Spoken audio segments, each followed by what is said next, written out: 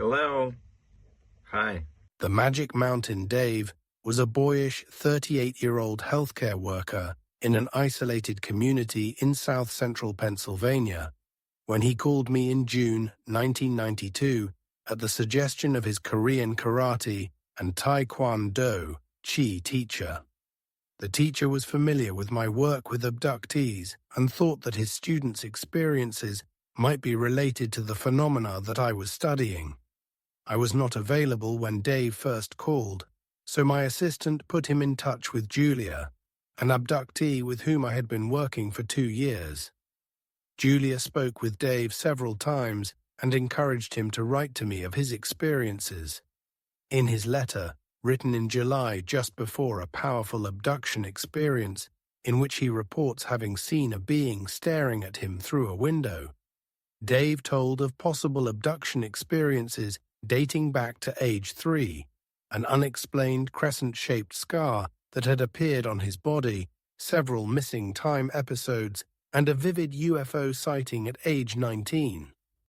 In addition, he wrote of his training in karate and his struggles to control the Chi experiences he was having in and outside of his classes, through the work with his teacher, Master Joe.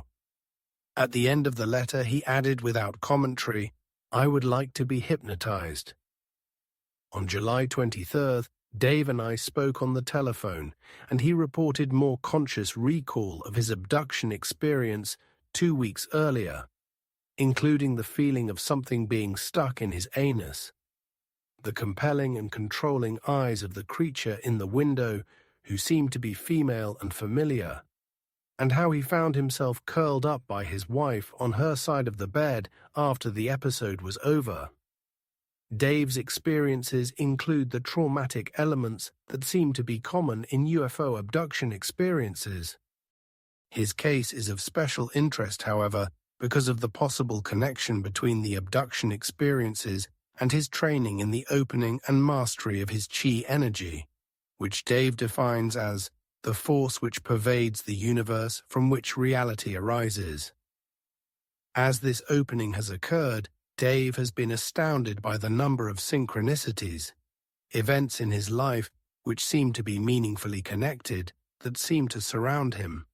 Possessing from childhood a lively practical interest in the out-of-doors, Dave's abduction encounters and experiences with primal energies have filled him with awe before the powers of nature. Dave has been drawn in particular to Pemsit Mountain, a place, as he describes it, of Native American tradition and magic near his home, where many of his experiences have occurred. The universe has become for Dave a place filled with mystery and strange intelligence. As he takes responsibility for the power of his experiences, including 2 past lives we explored in our last session, Dave is becoming a leader in his community in the exploration of anomalous experiences. Other abductees are attracted to him, and he is considering changing his career so he can use hypnosis with them and provide support by leading groups. He has a strong interest in nature and photography, and sent my wife and me several lovely pictures of wildflowers he had taken. Dave and I first met on August 13th, 1992, when he came to Boston to explore his experiences. Dave grew up in a small, close-knit hillside community of about 20 houses by a creek in the Susquehannock Valley region of Pennsylvania. It's the ridge and valley section of Pennsylvania. There's long parallel ridges, and there's gaps in the mountains where the river runs through. I guess the river was already there, and then the mountains rose and made gaps. His town was at the base of the mountain. Dave's friends came from among the neighbors, and the mothers were like all of our mothers. He could go out whenever he wanted and enter the other houses without knocking. My grandmother lived down the street, my uncle lived next door. It was my clan right there.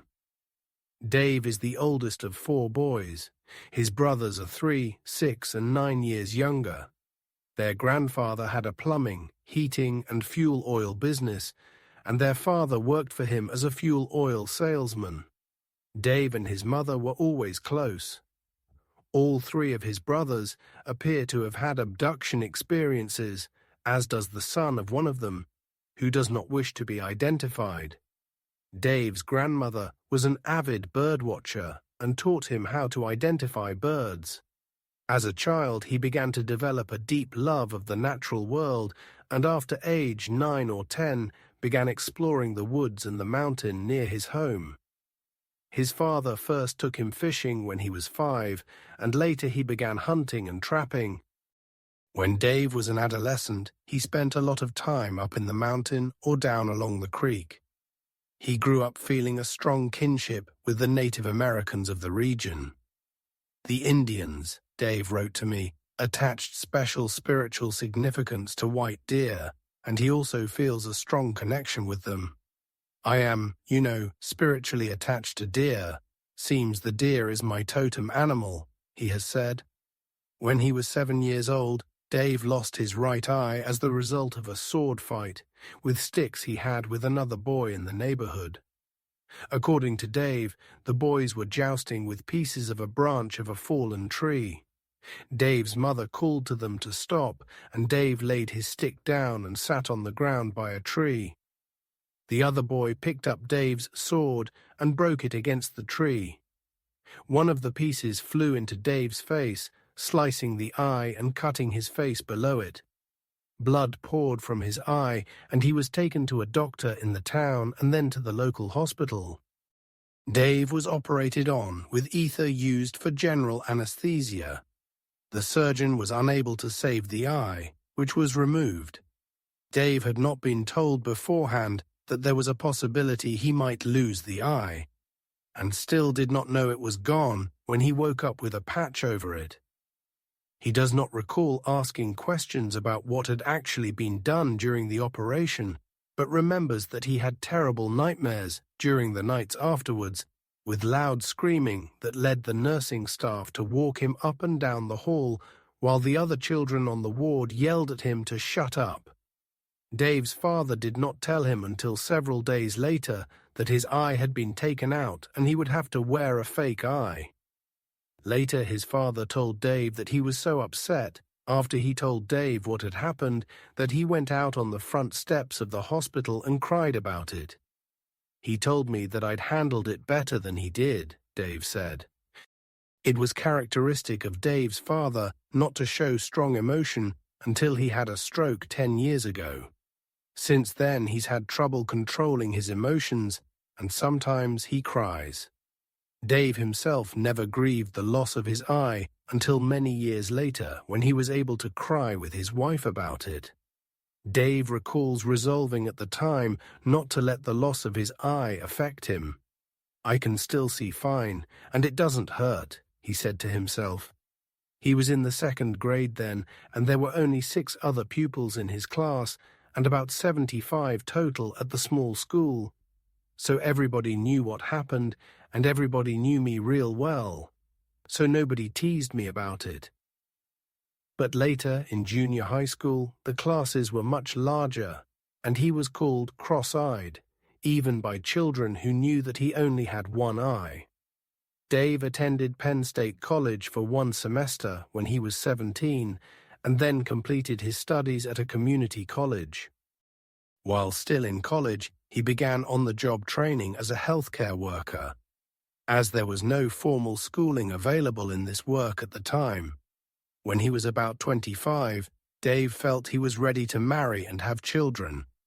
But I didn't meet the right person to marry until I was 32. Dave's wife, Caroline, is the oldest of 4 children. They had thought to have children soon after marrying, but their first home did not have enough room. The couple borrowed money so they could build a larger home, but it ended up costing much more than expected. Dave also herniated a disc in his back while building it himself, which kept him off his feet and out of work for several months.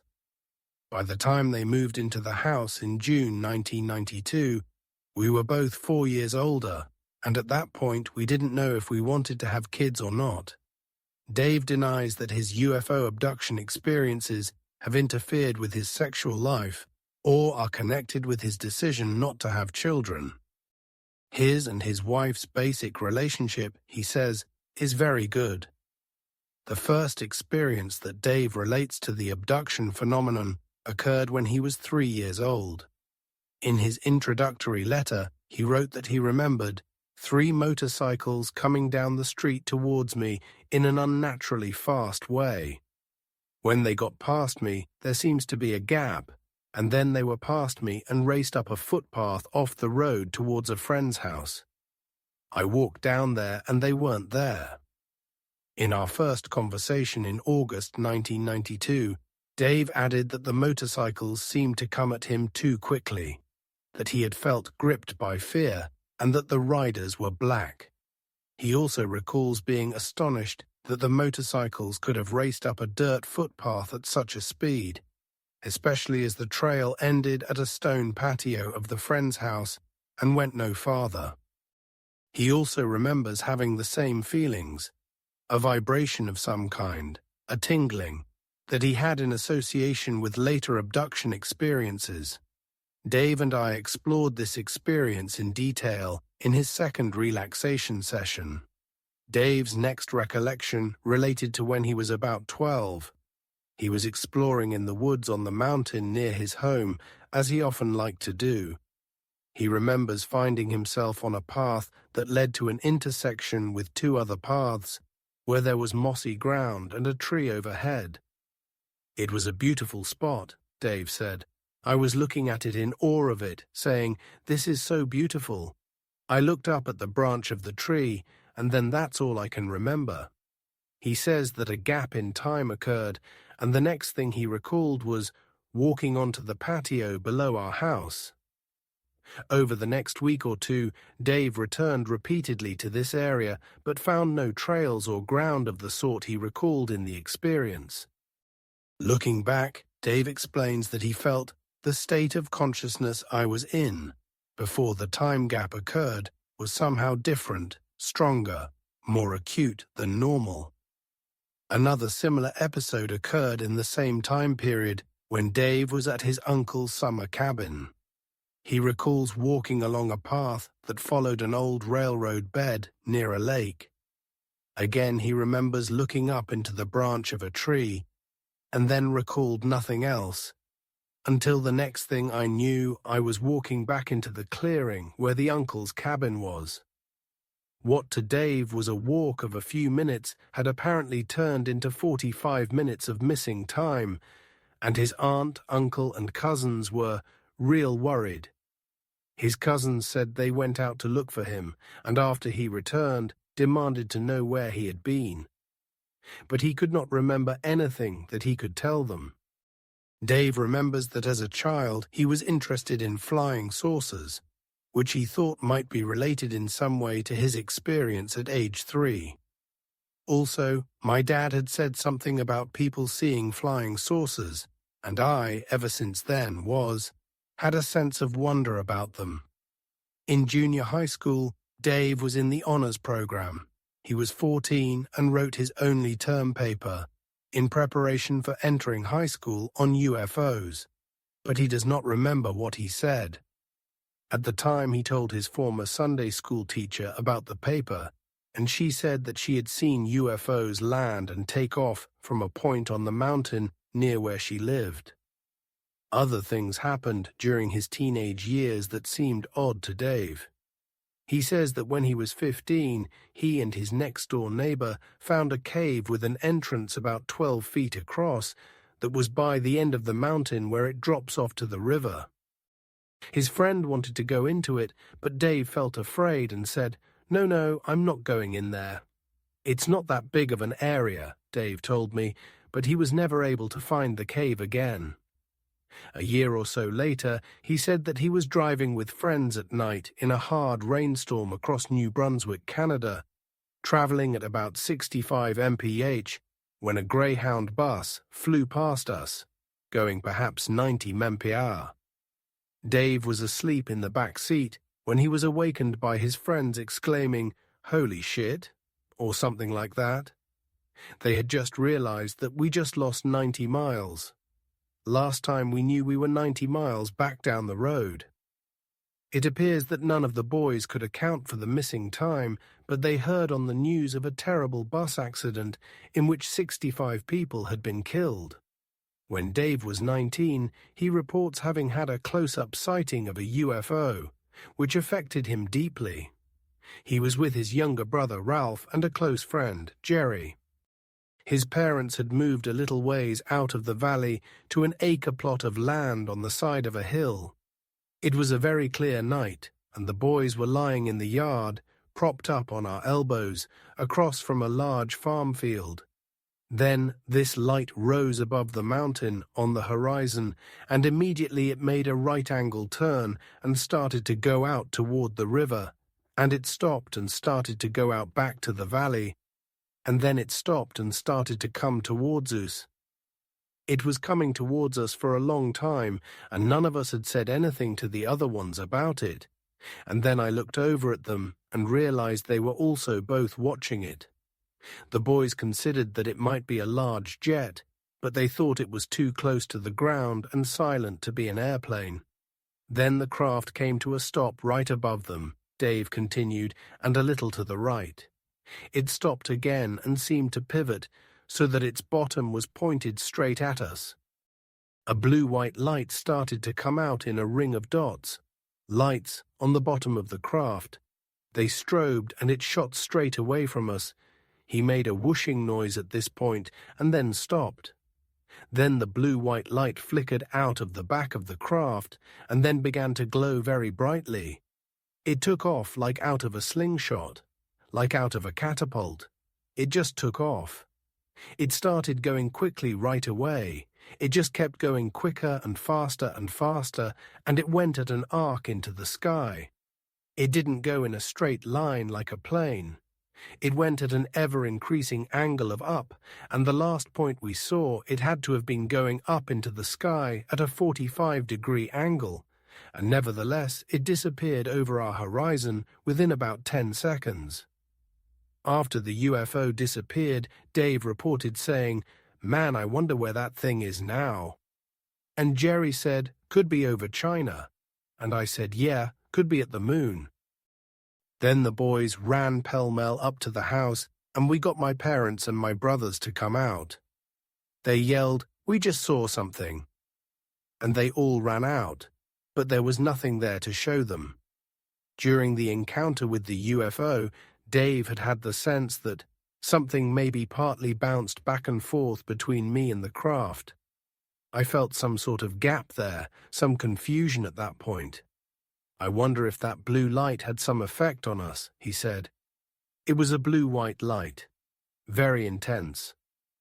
A few weeks later, Dave recalls reading about reports of UFO sightings in his area during the period when he saw the craft. Jerry, who is a generally quiet person, could only say over and over, "Well, yep." Although Jerry, who acknowledges the UFO encounter, does not admit to abduction experiences, Dave believes that he is an abductee. Ralph was also powerfully impressed with the sighting. Dave describes experiencing a strong sense of wonder at the time and had the thought, "I didn't think that whatever was inside of it could be human."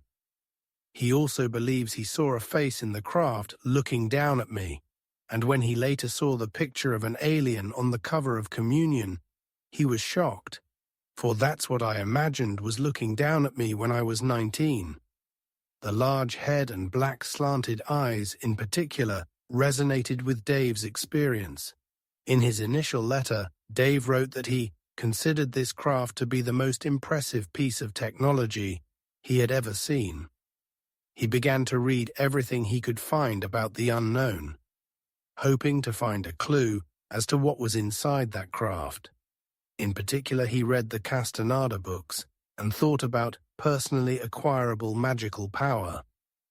He also became interested in Tibetan Buddhism and discovered that the Tibetan Buddhists purportedly knew all about UFOs. In 1988, soon after reading Communion, Dave had a dream which to him reflected the power of his Chai energy. In the dream, a Hispanic man was holding a mastiff, which was lunging ferociously at him. The man put the dog in a cage, so he decided it was safe to walk around him. The man put 2 fingers of his right hand on Dave's right shoulder, and he was pinned to the ground as by a ton of weight. Then the man let the dog out of the cage, and I resigned myself to die in this dream, which I felt was reality. I couldn't tell I was dreaming. In his first letter, Dave wrote, "All of a sudden I was overtaken by a feeling like a rage that started in my chest and went down below my navel. It came out of my body at this location in the form of energy. It was like a rocket. It was incredible. I was hurled backwards at a high rate of speed. I felt the man and dog were flung off of me, like they were nothing." Dave described landing on the side of the bed opposite from where he had gone to sleep. He would have landed on his wife, but she had gone to work. In the last few years, Dave and his neighbors and friends report having had a number of UFO-related experiences and strange coincidences. For example, Rob, one of Dave's neighbors, was killed in an automobile accident in February 1990, 9 days after helping firemen put out a chimney fire in Dave's house. According to Dave, several years earlier Rob had seen a huge ball of light in the woods at the end of Dave's driveway and then had had a missing time period of about 45 minutes while walking to Dave's house to see it more closely. Rob had reported seeing UFOs about 6 times over the field across the road from the end of Dave's driveway, and also told Dave that he saw a UFO while we were watching the firemen, and a strange mood overtook him, and he ran to help them. In October 1990, Master Joe, now Dave's karate teacher, obtained a part-time job in the department where Dave works. Dave discovered that he was a 7th-degree black belt karate master and had learned secret knowledge about this chi energy from his master instructor, a Korean, who learned it in a Buddhist monastery in Korea. Master Joe is reported to have had someone drive a 7,000-pound truck over his stomach while lying on broken glass. Dave began to discuss chi with Master Joe during the fall and winter of 1990-91, told him of precognitive experiences he was having, and started karate lessons that winter. Dave says that he and Master Joe have been working on opening Dave's chi channels, which creates a tingling sensation. This power is said to emanate especially from an area the Koreans call the Dungan, a region below the navel which is related to the will. According to Master Joe, you make power in the fingers and other body parts, and control chi with the eyes and mind. My whole goal in karate, Dave said, is to learn to control my chi. In his first letter to me, Dave wrote that he had had about 4 chi experiences while in the karate classes. In these experiences, he says he witnessed himself performing unusual physical feats. One morning he awoke from a dream and was ready to push my chi out in front of me. To his dismay, he says, he ended up pushing his wife out of the bed without having any sensation of actually touching her. This experience helped Dave to resolve to learn to control his chi energies. In September 1991, Dave experienced a powerful synchronicity that Master Joe believed was connected with his chi energy. Before going on a vacation with his wife to a national park in North Carolina, he dreamed of a woman who reminded him of one to whom he had once been engaged to marry. The relationship had fallen apart when the woman moved to Massachusetts. Once in the park, Dave met a young park ranger, Charlotte Hampton, with whom he felt strangely linked. She was working in the National Park bookstore and was first cold, then flirtatious with him. He says he found himself making some sort of strange, intense energy connection through eye contact with her, which led to a kind of blacking out on his part. Dave likened this to the way a sorcerer or shaman hooks a person with his will, guaranteeing that some sort of follow-up contact will occur. It turned out that this woman was the one he had dreamed about earlier, and that she has had various psychic experiences that are apparently connected with Dave's own abduction-related experiences.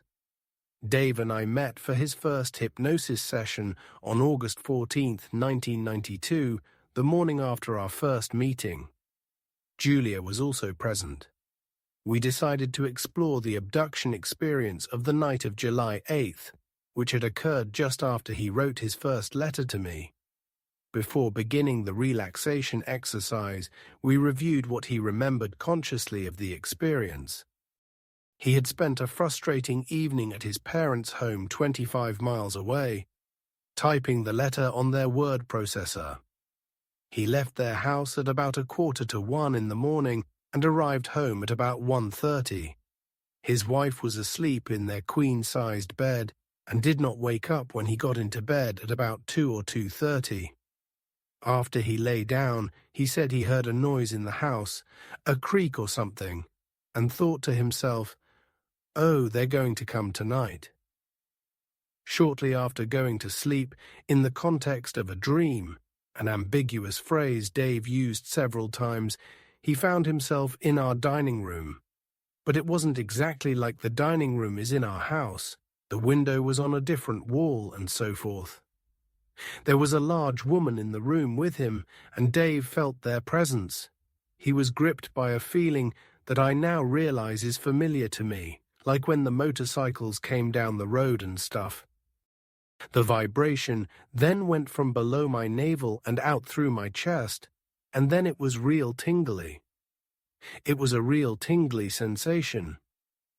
The woman pulled him down to the floor as if to hide from someone, and Dave felt he still had some control, was able to raise his head, and looked out through a picture window into the woods. Then he said he saw a female being looking back at him through the window. He remembered another abductee, his friend Randy, saying to him, "It's the eyes. They hypnotize you with the eyes."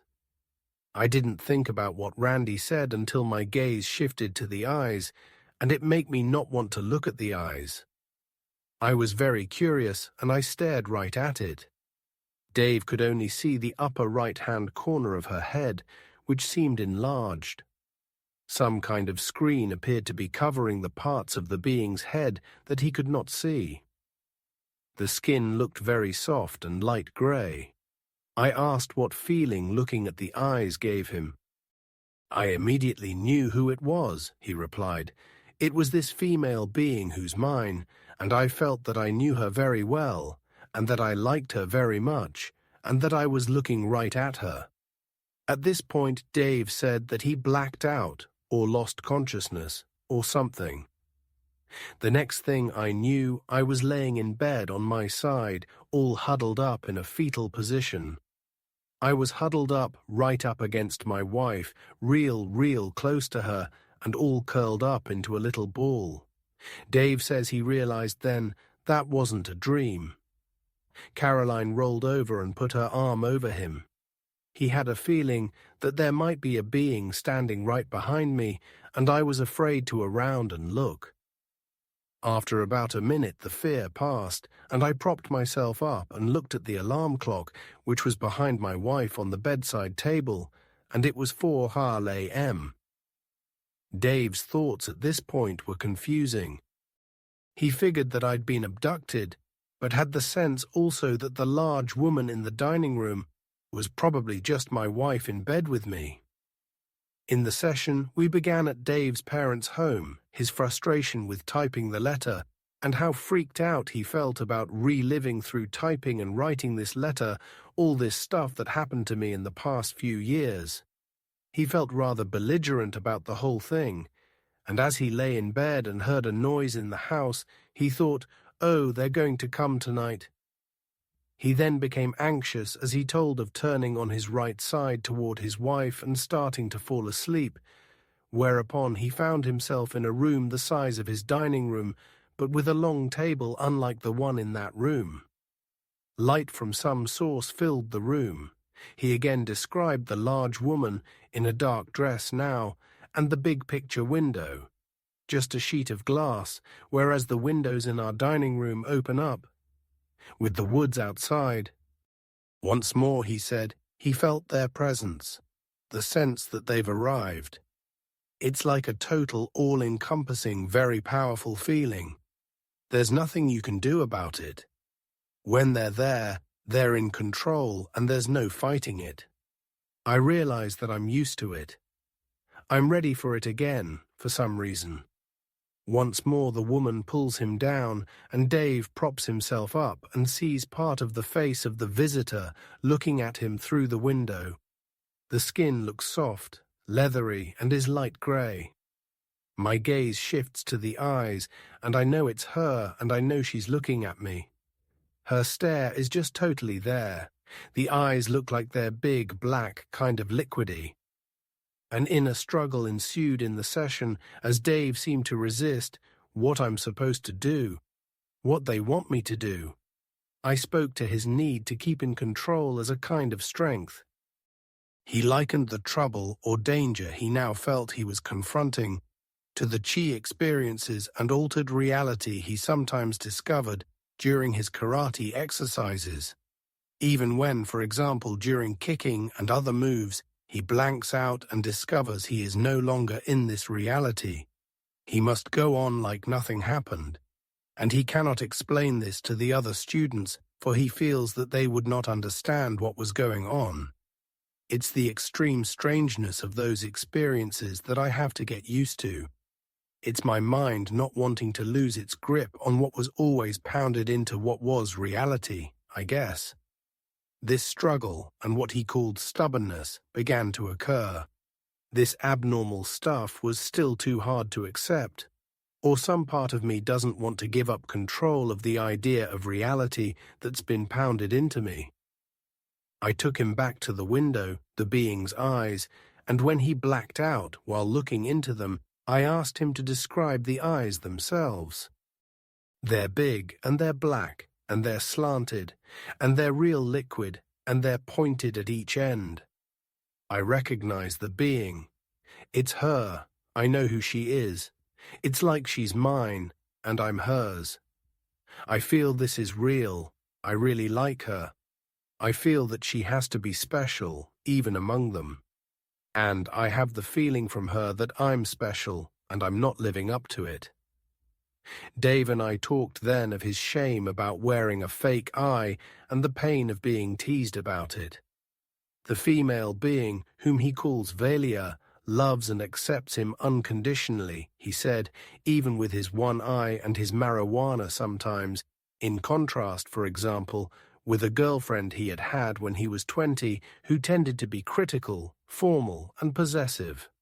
I asked Dave repeatedly to return to his center by encouraging him to breathe deeply and focus on the breath.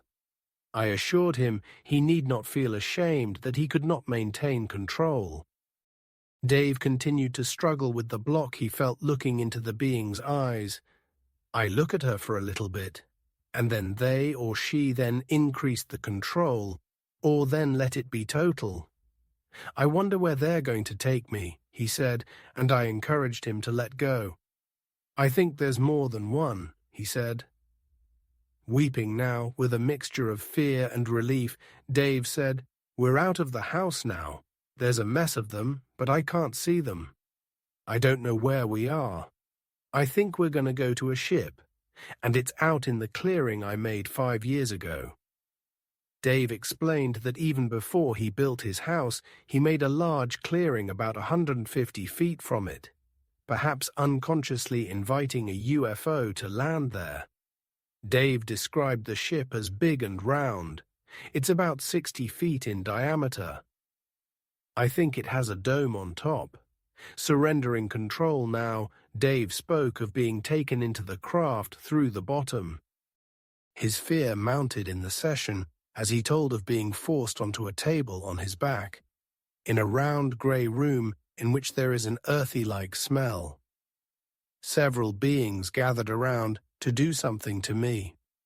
Dave said he was paralyzed now, able to move only his eyes, as he experienced some sort of stern encouragement, communicated telepathically by the beings, regarding a mission that he was to fulfill. The female being was there, he said, helping me out, but I think this male guy's running the show. The female communicated telepathically that it's going to be all right, which reduced Dave's anxiety greatly. I guess they stick something up my arse, and I guess that's upsetting me, Dave said. I feel they put my legs up in the air and spread them apart. At this point in the session, I sensed Dave's shame and embarrassment as a man in being subjected to such a humiliating procedure, and spoke with him about forces in the universe over which we have no control, the potential empowerment in acknowledging powerlessness, and the inapplicability of conventional notions of masculinity in this context. He spoke then of a flexible instrument, perhaps 4 feet long, with a little wire cage on the end, inside of which was a small spherical object. About half of this was inserted in his anus, as the female being continued to reassure him. Dave expressed his feelings of violation and resignation as the procedure continued, as well as tingling sensations. It swarms inside of me. It goes into more parts than just being up inside my anus, Dave said. I encouraged him to express his anguish and rage about what he had experienced, which he was able to do only to a limited extent. Some of his outrage seemed to be related to similar experiences going back to age 12 and perhaps to age 3. After about 2 minutes, the instrument was removed. Dave believes that this procedure was some sort of informational test to keep track of how you're doing physically, how you're holding up, what condition your body is in, if it's deteriorating, or if you're in good health or bad health. Next, Dave felt a sharp object was stuck by a different tall being against the left side of his head near the center of his temple, which surprisingly hurt only a little. The female being, who was to my right, continued to tell him, "I'm doing all right. It's okay." She looks at me and reacts to how I react. He felt a total trust in this being. Next, Dave described a suction-type device at the end of a tube being placed over his penis, which he found difficult to speak about, but not as humiliating as the thing being stuck up my anus. They made me ejaculate, he said, which was pleasurable as any ejaculation to any male being. It's just that the circumstances are distracting from any pleasure that you may derive from it. Finally, Dave believes that they put something in my stomach, a circular sensory device about 8 inches in diameter, for checking something in there. It made a little bit of vibration. It wasn't unpleasant, he said. This completed the physical examination, Dave said, but then she talks to me for a while or communicates with me, for example, that I'm doing okay. This exchange occurred while Dave sat on the edge of the table with his arms at his side and my legs dangling down. He said there was also communication about some sort of mission of Dave's to the effect that we all don't have unlimited time on Earth.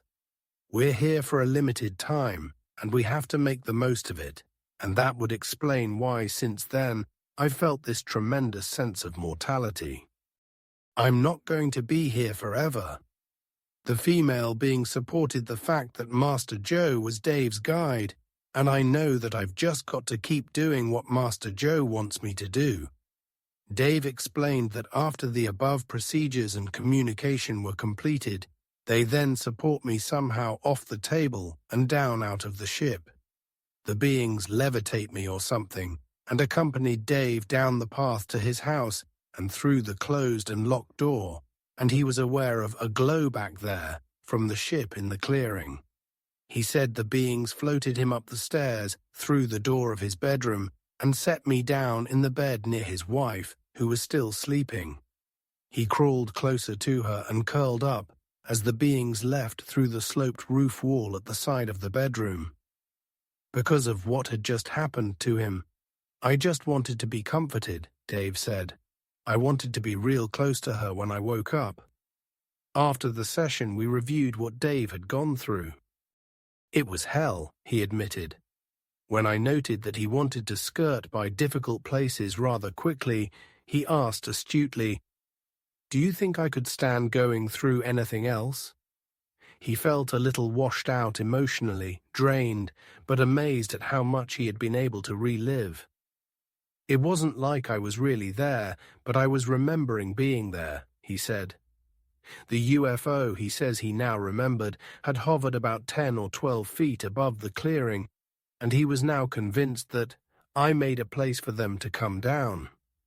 About 2 weeks after this abduction, Caroline told Dave that a week after his experience, she had seen what might have been an alien face in the bedroom and thought to herself, "Oh, that's where they came in, or that's where they come in." Julia, offering support, spoke to Dave of the brief depression that sometimes followed her hypnosis sessions, but said this would clear and you move on. "It's not all roses," she said, "and yet, for me, it felt good to remember stuff. It's freeing. It's wonderful." She said that she was struck by the fact that she too had had periods of communicating with the beings sitting on the edge of the table with her legs dangling and her feet swinging. It seemed too frivolous somehow, after they've done this, an incongruent detail that didn't fit. Julia also described a flexible hose-like instrument with a cage at the end. Then Dave made plans to drive back to Pennsylvania, pointing out that he did not like to drive after dark. "Oncoming headlights bother my eye," he said. "I can't take bright lights." Dave returned safely, and I talked with him on the telephone the next day. He said that he felt empowered by his work in Boston and talked of his experiences with his friend Jerry and with Caroline, who was somewhat troubled by what Dave had learned. He had surrendered some of his defensiveness, and the experiences seemed more real to him. 2 days later, he talked with Julia, seemed cheerful, had developed a fresh outlook on life, and was trying to deal with a deluge of questions from friends. She advised him not to reveal the details of his hypnosis sessions. He said he was planning to clean out the clearing behind his house. 10 days after this, Julia called Dave to find out how he was doing. He had been feeling slightly depressed after his Boston experience, but also because he wanted to do healing work, and keeping dying people alive through healthcare did not seem right to him. He said he did not fear the aliens and that cleaning out the clearing behind the house was to give them a nice place to land. On September 9th, Dave wrote Julia a letter which was the first of a series of communications that continued through the fall and winter, documenting his abduction experiences, seemingly meaningful coincidences, and other significant experiences that were happening to his brothers and the people in his community. In a long handwritten letter to me, he provided many details of the abduction experiences of co-workers and friends, and wrote, "I know at least 15 abductees in this area, including my 3 brothers." Giving terminal care to people with whom he could not communicate had become more difficult, and he had cut down his hours at work. He felt that his job in life concerned chi, but it was difficult for him to accept big responsibilities. He was a blue belt in karate now, halfway to black belt. In October, he told me in a telephone conversation that his wife had seen an alien being at the end of her bed.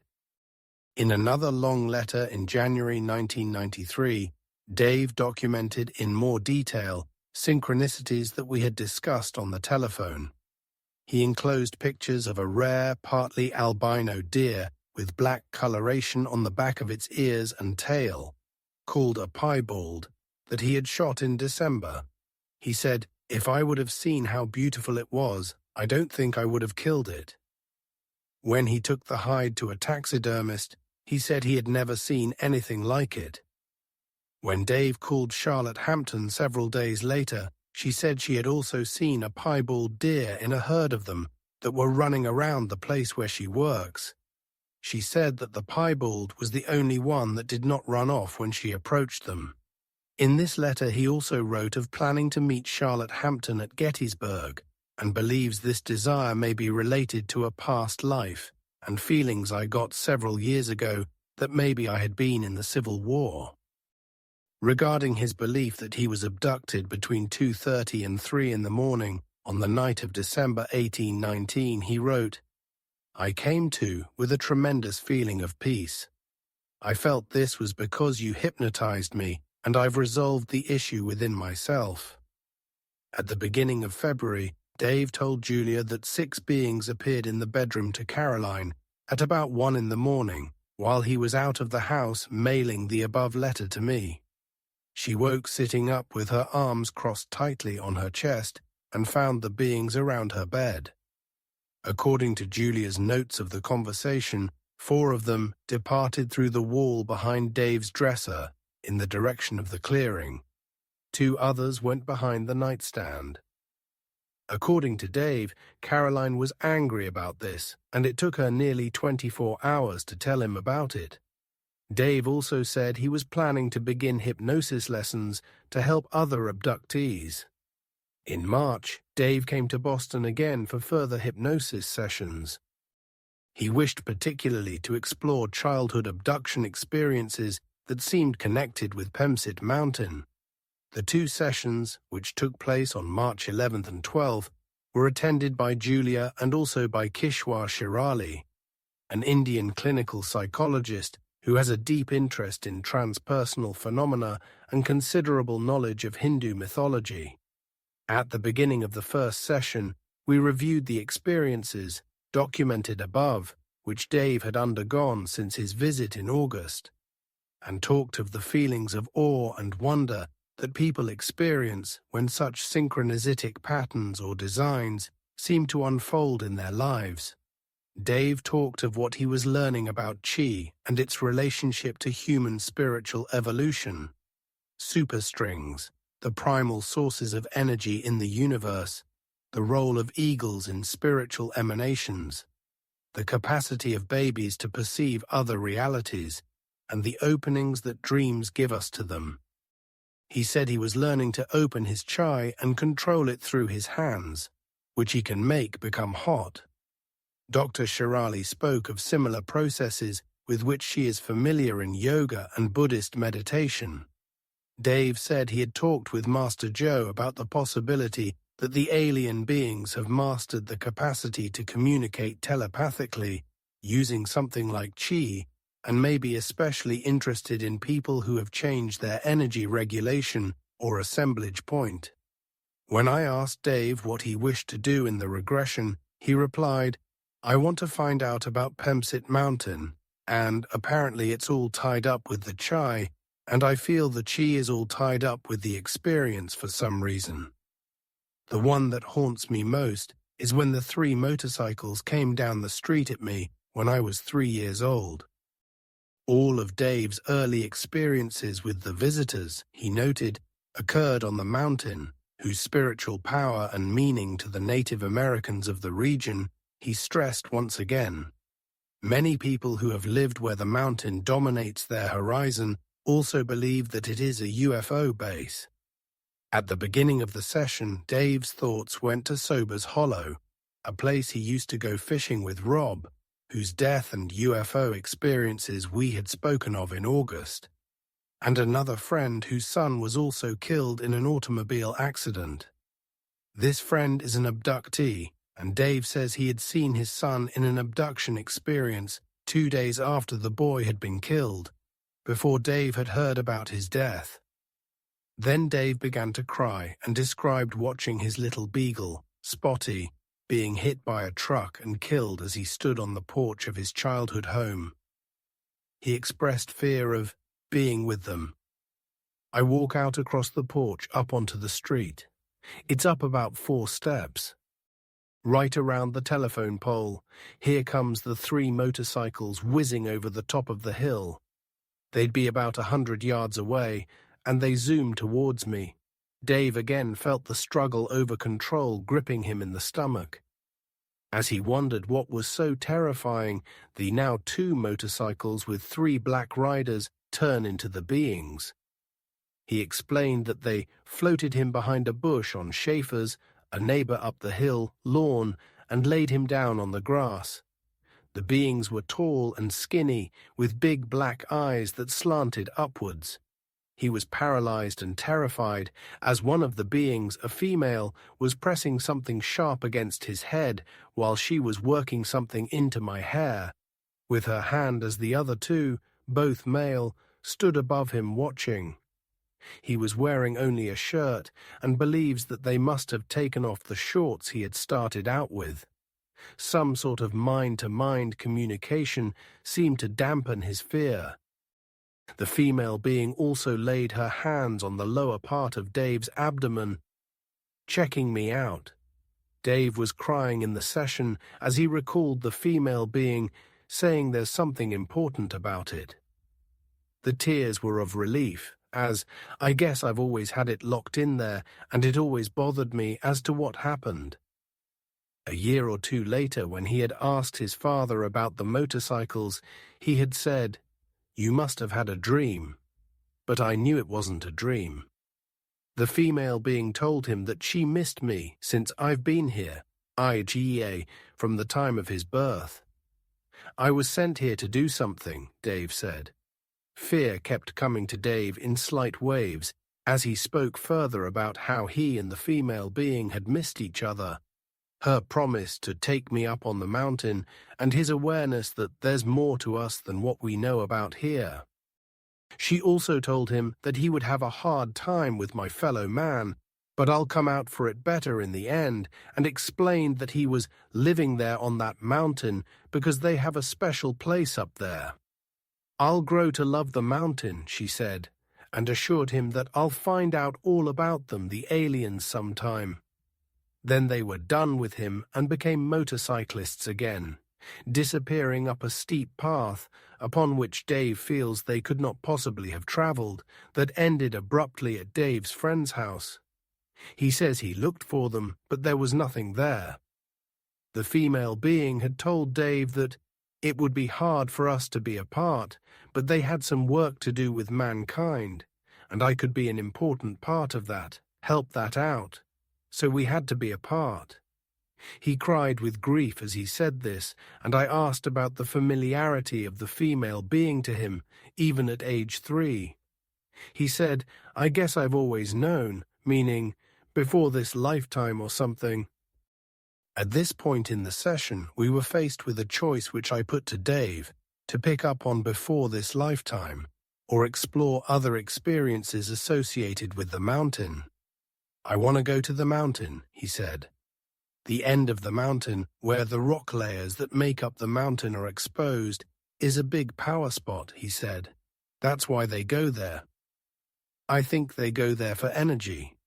Dave then felt a tingling energy which seemed to radiate from below his navel through the rest of his body and even outside of it, similar to what he had felt in association with his experiences at both age 3 and 12. Dave described how he would go to the end of the mountain when he was 12. "I think the Indians used to go there. I'm a modern-day Indian." Then all these memories want to come up. He was back on the end of the mountain, above Spangler's Hollow, on a trail above Matt's barn. "All of a sudden, I went to lying beneath the tree," Dave said, as he felt the tingling through his body. "Several beings," he said, "come floating up around the bend of a trail that was not ordinarily there, created now on a steep slope in the side of the mountain."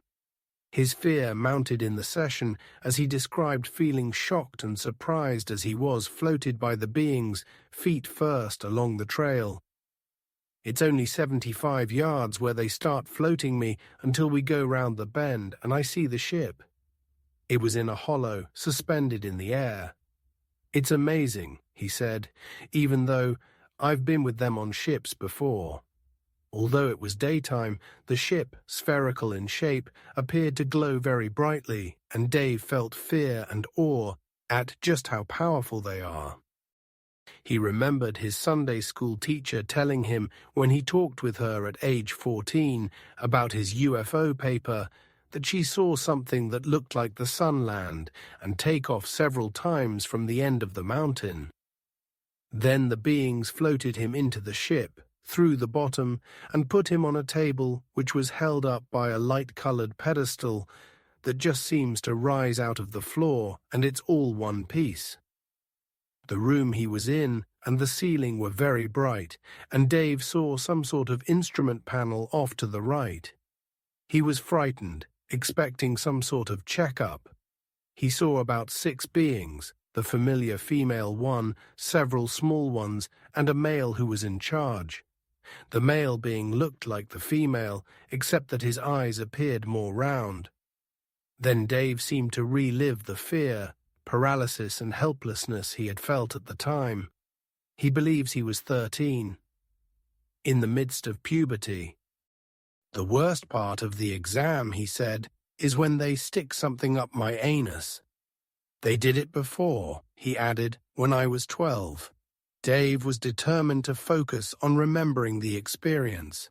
As the female was at his side reassuring him, one of the males spread his legs and puts this thing, it's a couple of feet long, sort of looks like a thing that they root out sewer pipes with.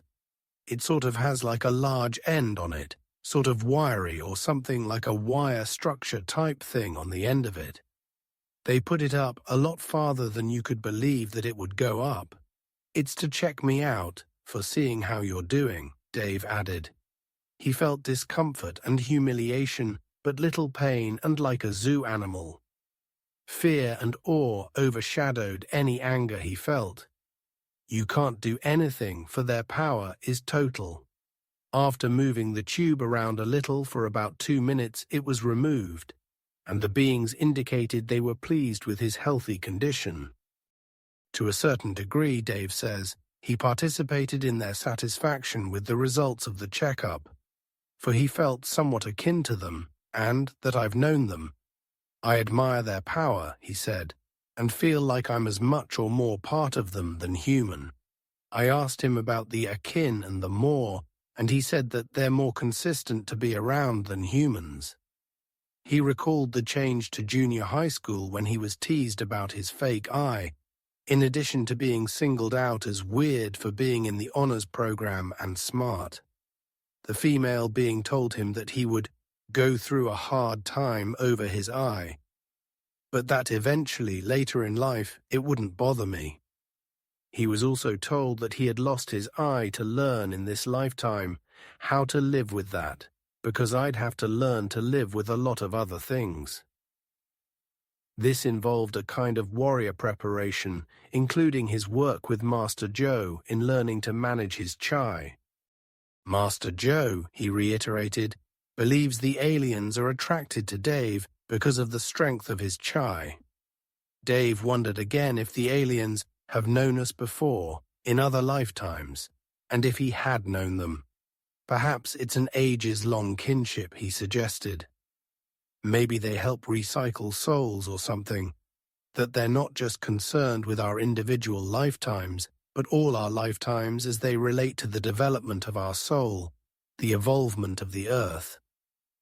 Perhaps if he was born with a higher energy, it is his responsibility to become a teacher, to take advantage of it, and to be an example to show man that there is more to us than what meets the eye, that the spiritual part of us is the most important part.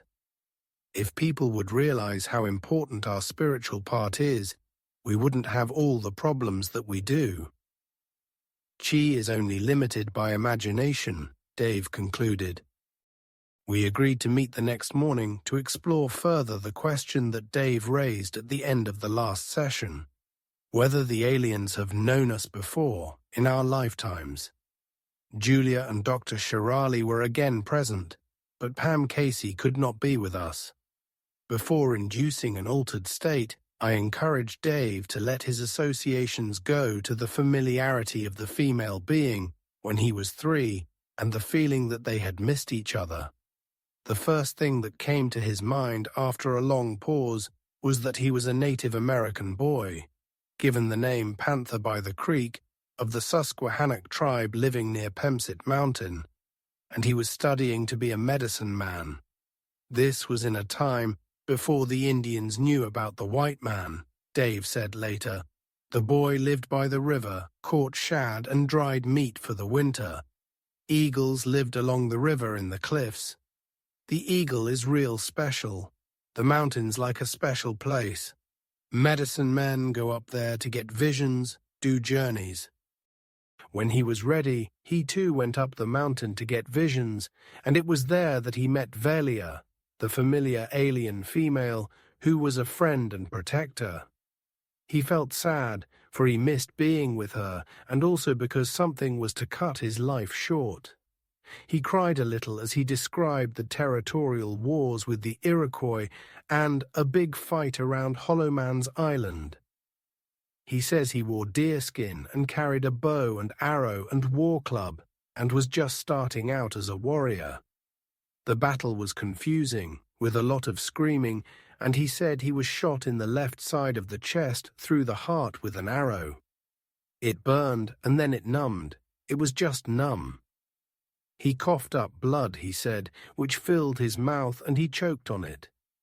Then he blacked out and died. The next thing I knew, I was away from my body. He said he saw his body lying on its back below, and also one of the Iroquois warriors bending over him and cutting off his scalp. Then he felt himself floating up in the air and dissipating, spreading out all over like a fog of crystals. I just went everywhere. I was spread out real thin. It was peaceful. I think somehow Velia was there after I left my body when I was dying, he said. I asked at what point he saw her. He had not actually seen her, but just felt her presence. After he floated up in the air, I knew she was there, he replied. I think I knew her before, he added. I think for the Indians it's easier to die. It's more like a natural thing, just calming. Very calm. Death is just part of life, so it wasn't real hard to accept, not as hard as it is for us. I asked Dave if he felt a connection with Velia after he experienced dying. He answered, when I floated out of my body, before I dissipated, she told me that she'd be with me even when I came back. Again feeling sadness, he said, then I was born again in Virginia. I asked him about the sadness, as he was crying softly. I think I lived someplace there and I was real happy. But I had to leave. I asked him to go there and tell me first how he got from the dissipated state to the experience of being born again in Virginia. I just kind of gathered together again and popped back out into the world. I asked him to explain how he did that. I had to go into a woman's womb, he said. The woman's name was Mary Pegg, he said, and she had long dark hair. My dad's name was John, whom he saw as a large man with sandy-colored hair. They lived in a little cabin and had a small farm from which they made their livelihood. I asked how he went into her womb. I just went into her one night in the winter, he said. Everybody was asleep, and there was a little bit of a fire left in the fireplace. I went into her womb. I knew that's where I wanted to go. When I went in, she became pregnant. She was laying there sleeping, and I went into her. I stopped him at this point, observing that for a woman to get pregnant, an egg must be fertilized. He explained that Mary and John had intercourse that night, and the egg was fertilized after John and her made love. And when the egg was fertilized at that moment, I went into her. I let go the possible discrepancy of her being already asleep when he went in and asked, "Then what?" It was dark and warm inside Mary's womb. Her labor was short, and he remembers great pressure and coming out head first. He was her first child, but later there was a little sister who died. Dave cried as he remembered Mary's sadness. I don't think she lived very long. The sadness, he said, also concerned the Civil War and his own death. We lived there on the farm, and I grew up. I was a big guy, and I think I had to go to war. He was smart, good on horseback, and served as a scout or spy on the Confederate side. He said he was captured by Union soldiers and hung at 19. Dave suggested that these past life deaths in war were related to the fact that he didn't have to go to Vietnam. Some guys my age went to Vietnam. I didn't have to go this time. I was frustrated in those lifetimes as he didn't get to become an adult. I didn't get drafted, Dave wrote later to me in response to my question. They had started the draft lottery for your birthday to determine who would be drafted first and in what order. My birthday was the 353rd date drawn, and they never got that far. Besides, I would have gotten a deferment because of my eye. I took him back to his relationship with Velia. They do not live forever either, he said, but Velia has been with him through these 3 lifetimes. He said that he loves her. She's always there. She's real consistent. He believes his first encounter with her occurred when he was the Native American boy. He says he was perhaps 14, by a stream, when he saw her floating up the stream by a path. He was surprised to see her, frozen with fear, for I didn't know who she was. I asked what she looked like she always does, he replied. She had grey skin, big head, big black eyes, and said that I wouldn't really know about her. It was as though she was a spirit. She checked me out physically. I didn't have any choice. I just sort of laid down. Later he said that she floated me down on the ground. She talked to me a little bit. Then she left. After he woke up on the ground, he felt happy that it happened. It was like being chosen. He talked with a medicine man about the encounter with this being, and he called them guardians. The medicine man also described the characteristics that occur in the experience and that happen to the chosen ones, and explained that the guardians try to make you more in contact with the spiritual part of yourself. I asked how they do that. He replied, just through being around, exposed to your inner being from their power. I asked if he could describe anything else about the encounter along the stream. Velia said that if we were to lose the connection with the earth, that would be bad for us. It was like the connection with the earth is part of our part of the spiritual side of us. Being part of the natural world, being part of the wholeness. According to Dave, she told him, all of the communication was telepathic, that someday he would learn about eagles. The Indians felt the eagles were important spiritually, that they symbolized something, part of the Great Spirit. She told him she cares about me and she'd always watch over me. After the encounter with Velia, Dave saw a black panther and believes he received the name Panther-by-the-Creek. Because, he wrote me later, a panther was seen by the creek the day I was born. So when I saw the black panther by the creek after my experience, I took it as a good omen. It was a synchronicity in that lifetime similar to the ones I experience now. I asked him if he wanted to say more about Velia, who seemed to exist in some form, whether or not he was embodied in one or another lifetime. This was difficult for Dave. I don't think it's the same when you're dead, like she's not corporeal if you want to pursue her, meaning, I think, that even though she might exist in some disembodied form, it would be difficult to find her, even after we, human beings, had died. Nevertheless, she's alive all the time, but the embodied form is not as important a part of their being.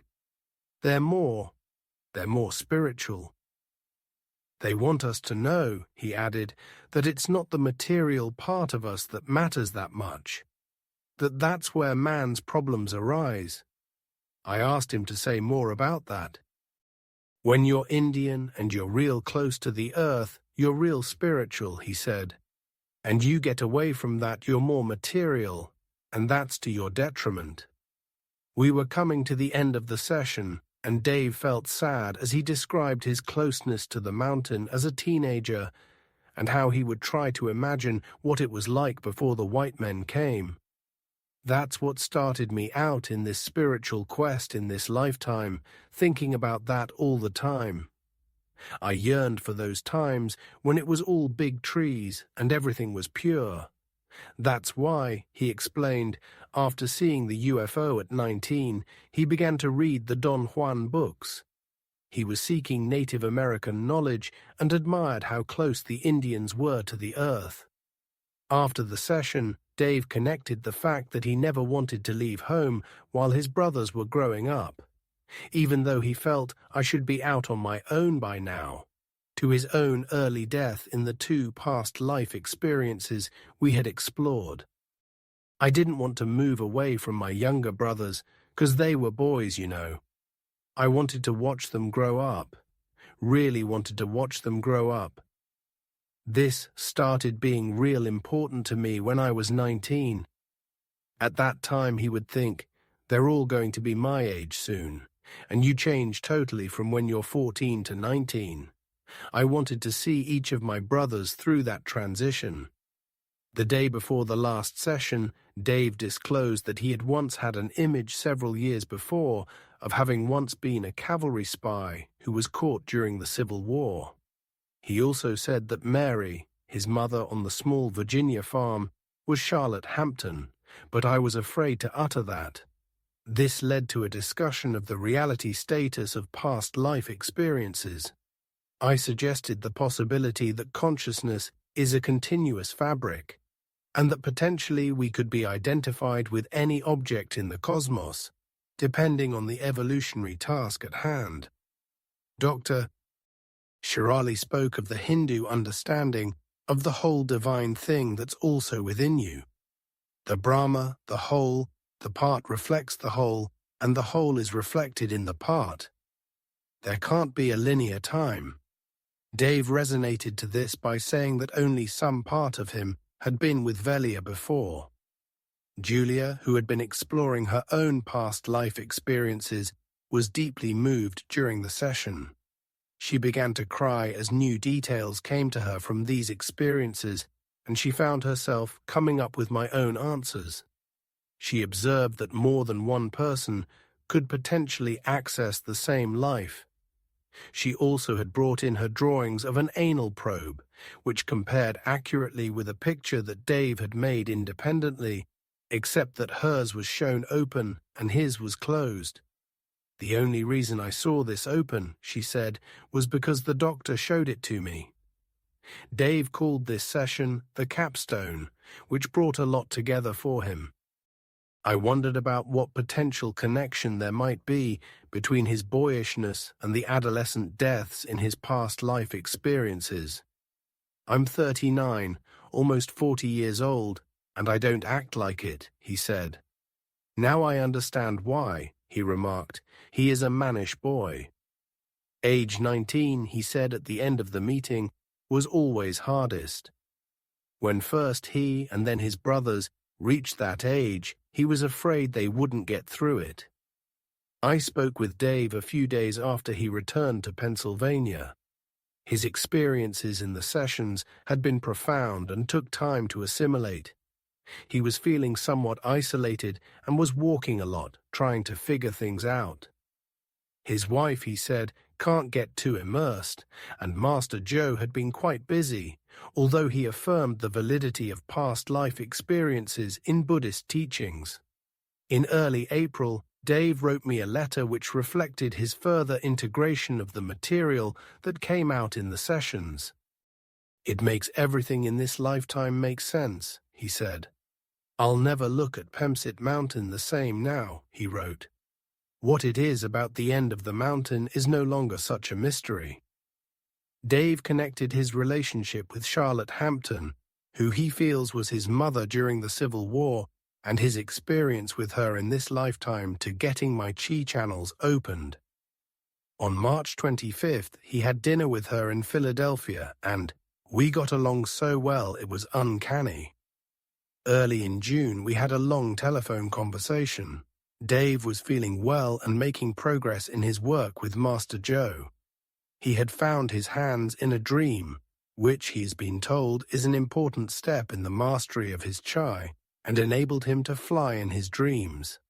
More people were coming to him for guidance, Dave said, including a 17-year-old excellent karate student, referred to him by Master Joe, who has had abduction experiences since age 5. A few days later, Dave told Pam that a girl spontaneously told him that the beings have a place up on that mountain, which flipped him out. A book he was reading about a woman who was becoming a shaman and had abduction experiences was leading him to connect shamanism and abductions. At the end of June, Dave wrote me another long letter, filled with strange coincidences and new connections between the people he knows in this life and in the earlier ones. Native American spirituality, shamanism, strange powers of nature, altered realities, chi, karate, the mastery of dreams, UFO abduction experiences, past life experiences, and a multiplicity of synchronicities are all part of a mysterious puzzle for Dave, whose pieces, according to Master Joe, he is learning to put together. Discussion Dave's case illustrates particularly well that the abduction phenomenon cannot be considered in isolation. He feels that his abduction experiences are linked to a wide range of other natural forces and energies with which he has had a connection since childhood. These include a deep reverence for nature and its mysteries, an intimate association with Native American values and shamanism, a personal feeling for the spiritual significance of certain animals, especially eagles and deer, and a determination to master his chi, which he defines as the force which pervades the universe from which reality arises. As Dave has opened himself to the power of these and other natural phenomena and spiritual teachings, the world has become a place of wonder and awe, and the earth itself increasingly sacred. This opening has been associated for him with many seemingly meaningful coincidences, synchronicities, which taken all together suggest a pattern of connections, a sense of design in the cosmos that Dave inhabits. Pemsit Mountain, close to where Dave grew up, is for him the focus of Native American tradition and lore, a place of special power and also for many local people associated with UFOs themselves. A vivid, quite spectacular UFO sighting he reported to have occurred near the mountain when he was 19, witnessed independently by a friend and one of his brothers, and confirmed in the local media, was a turning point in Dave's life. He was determined after this experience, in which he believes he saw the dark eyes of an alien being looking down at him from within the ship, to read everything he could find about the unknown in order to learn about what was inside it. He even discovered Tibetan Buddhist writings that seemed to confirm their knowledge of UFOs. Dave's abduction experiences contain the familiar traumatic intrusions, humiliating for a man, that many abductees have reported. These include being removed from his home against his will, the taking of sperm samples, and frightening anal probes, reassuringly explained to him by the aliens as checkups, a kind of health maintenance program. But as these have been explored in the context of his accelerating personal evolution, Dave's terror and rage have been mitigated by his sense of wonder and awe and his willingness to surrender control before the power of a process he does not understand. In that context, he has become increasingly aware of a strong, loving connection with a protective female being he calls Velia, whom he feels he has known since age 3 and, as we explored in his third session, possibly in previous lifetimes.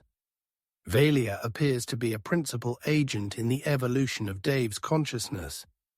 Our investigations have uncovered information that, according to Dave, she has imparted to him telepathically about the danger to our survival and the fate of the Earth, of our loss of emotional and spiritual connection with nature. Through Velia, Dave's identification with the Native American reverence for nature has become linked with his contemporary role as a local leader in the reassertion of that connection. In that regard, it is interesting that in our last session, he reported that the Native American medicine men knew of the alien beings, and also looked upon them as guardians, or protectors of nature. Needless to say, none of this makes much sense in the framework of the Western ontological paradigm, which has no place for unseen forces of nature, intelligences in the cosmos that guard our destiny, beings that enter our world in physical form but are not of it, past lives, or even UFOs themselves. Yet there is little about Dave's personality that could be used to explain his abduction experiences. He is a practical, down-to-earth home builder who is respected in his community and has held the same job for 15 years. There is nothing about him to suggest a tendency towards psychopathy, delusions, or a proneness to fantasy. He, like many abductees, has intensely resisted accepting the reality of his abduction experiences. In his first hypnosis session, he balked at this abnormal stuff, even though he had reported conscious memories of alien encounters before that meeting. One could argue that Dave's readings have influenced his experiences, but the process has been the other way around. He looks for information in books after he has had an experience that he does not understand. In Dave's case, we are finally left with the question that so many of the cases discussed in this book pose. How are we to regard consciousness itself as an instrument of knowing? There is a smattering of physical evidence that corroborates his experiences. UFO sightings with multiple witnesses, an unexplained crescent-shaped scar that appeared after one of his abductions, and a pattern of events that are too extensively and complexly linked to be attributable to chance alone. Yet the evidence for the existence of another world that is unseen and yet powerful in its influence depends in Dave's case largely on the reports of his experiences, the effective appropriateness and intensity with which he relates them, and the judgment of the investigator as to his sincerity and the genuineness of his communications. Of this last, I am quite convinced. Dave leaves us finally with the choice of rejecting the entire body of his experience as the product of some sort of mental aberration or collective influence, or of considering the possibility that consciousness is a valid instrument of knowing, and that the view of reality provided by the empirical methods of Western science has been too limited. Dave's past life experiences deserve special comment, for they provide an alternative explanation to certain aspects of his life and personality that would otherwise be based entirely on his biography in this lifetime. I discovered nothing in his family life or personal history that could account for a certain adolescent quality that seemed unusual in a man of 39. He did not seem, for example, to possess dependent qualities that would help us understand his reluctance to leave home before each of his brothers reached the age of 19. Yet his violent adolescent deaths in 2 previous lifetimes, relived with strong emotional conviction in the 3rd session, provide a possible explanation for this anxiety and his own fear of becoming fully adult. One could argue from a traditional point of view that his past life experiences were related to an overactive imagination in relation to Native American life and the Civil War. But the opposite is also possible, i.e., that Dave's past life experiences, which continue to permeate his consciousness, are an important source of his imagination.